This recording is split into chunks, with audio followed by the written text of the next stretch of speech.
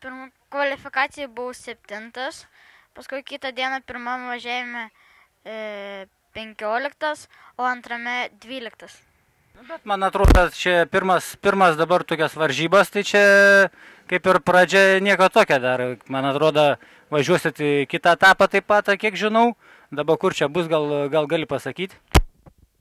Antras etapas bus Rumunijoje, bet mes nevažiuosim. Trečias bus Šiauliuose. Šiauliuose gegužės 31 dieną. Ir kaip galvoju, tenai sudalyvau, sakysim, kokią vietą bent jau, ar dar tik tai... Tikslas papulti 10. Kiek dalyvių dalyvavo ir kiek ten buvo užsiregistravę ir kiek turėjo važiuoti?